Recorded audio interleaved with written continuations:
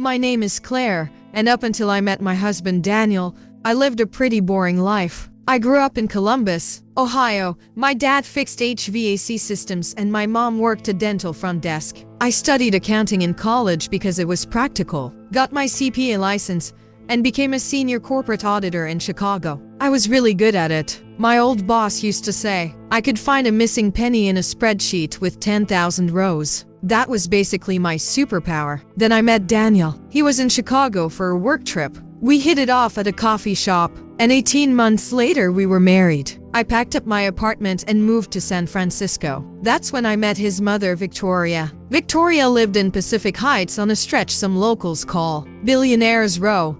The first time I walked into her house, it looked like a museum. Marble floors, oil paintings, a full-time staff. Victoria hugged me, told me I was exactly what Daniel needed, and played the perfect welcoming mother-in-law. It took about 3 weeks for the mask to slip. We didn't move in with her. Daniel and I bought a normal condo in the Marina District, but we saw her constantly. And for 3 years, she put me through 1,000 little paper cuts. The kind of stuff you can screenshot and complain about without sounding crazy. She'd tell me dinner was at 7 o'clock, but it was actually at 6:30, so I'd walk in looking like an idiot. She bought me designer dresses for my birthday that were 2 sizes too small, then would loudly ask if the San Francisco food was treating me a little too well. The biggest thing she did was pressure me into giving up my career. When I mentioned transferring my CPA license to California to pick up some consulting clients, she looked at me like I was a child. Wives in this family don't really work, she said.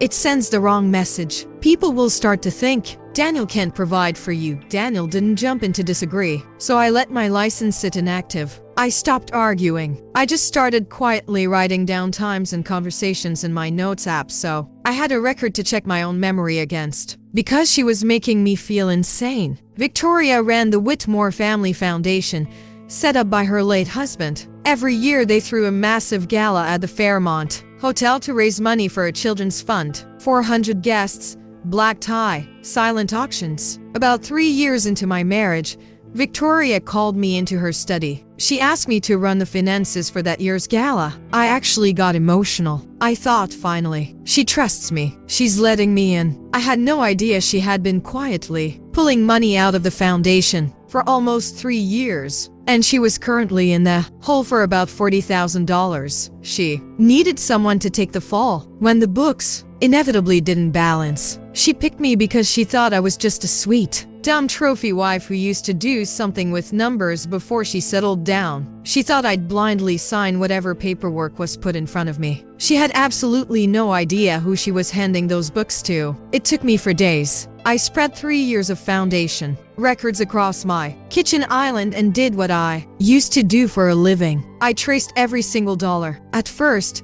it looked normal. Catering, venue deposits. Then I found a consulting fee paid out every quarter to a company called Bayview Strategic Partners. $4,500 here, $6,200 there. No invoices attached. I pulled the business registry, filing on the California Secretary of State's website. It had been formed 2 years earlier. The sole listed officer was Victoria. My hands went completely cold. I kept digging. Wire transfers out of Bayview's account led straight into a personal account. From there, a pattern of withdrawals lined up. Exactly with weekends, Victoria told the family she was resting at the Napa house, except the withdrawals were tagged with cash advance codes. I recognized from my old job the kind used at casino cash cages. She wasn't resting in Napa.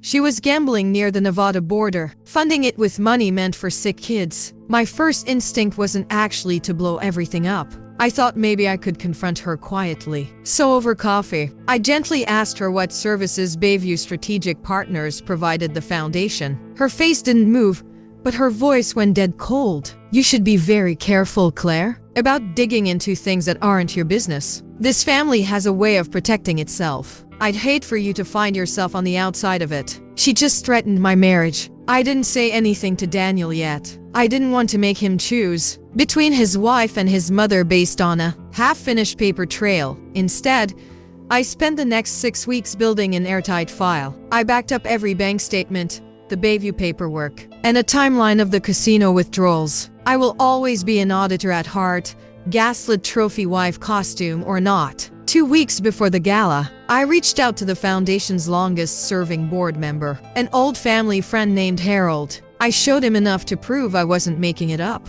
He told me to come to him the second I was ready. Fast forward to the gala. Crystal chandeliers, 400 people in black tie, a 10-piece band. Victoria found me by the bar, looking radiant in diamonds. She patted my arm and said loudly so her rich friends could hear, "I thought it would be wonderful for you to present tonight's financial summary, Claire. Show everyone how well you've settled into this family." She thought she was setting me up to publicly fail to explain the missing money. When it was time, Victoria got on stage, talked about her late husband's legacy, fake cried a little, and handed me the microphone. I walked up to the podium. My hand was shaking so badly I had to hold the mic with both hands. I started reading the standard numbers: total donations, running totals. I watched Victoria smiling, waiting for me to stumble into the trap. Before I finish, I said into the mic, "I want to walk everyone through something I found while preparing tonight's report." Earlier that night, I had handed the AV guy a flash drive and told him I had a surprise donor slide. He was a 20-something kid making minimum wage who didn't care enough to ask questions. He queued it up.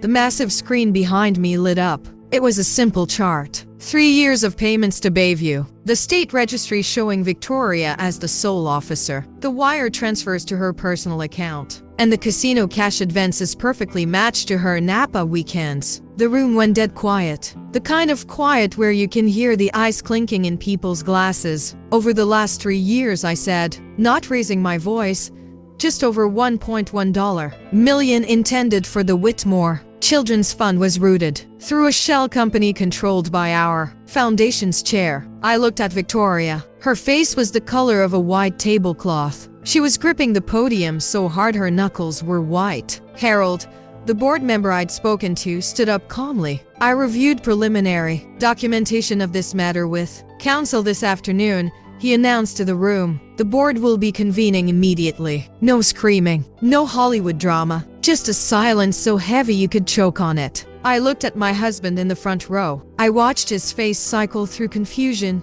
disbelief, and then pure grief. He walked up to the podium, gently took the microphone out of my hand, set it down, and just held onto my hand in front of everyone. He didn't yell at me. He just looked at his mother like he didn't know who she was anymore. The fallout was fast. The board removed Victoria that week. A real forensic accounting firm confirmed everything I found. The DA opened an investigation. Because rich people get a different justice system, it settled before trial. Victoria avoided jail time by agreeing to pay back the full amount plus heavy penalties, and got probation with mandatory financial monitoring. But the social fallout was brutal. The local papers ran the story. Her friends of 30 years stopped returning her calls. Her country club basically told her not to come back. The woman who spent her life keeping people on the outside was suddenly completely alone. Daniel didn't cut his mom off completely. He checks on her sometimes, which just proves he's a good guy. But he made it very clear whose side he's on. 6 months later,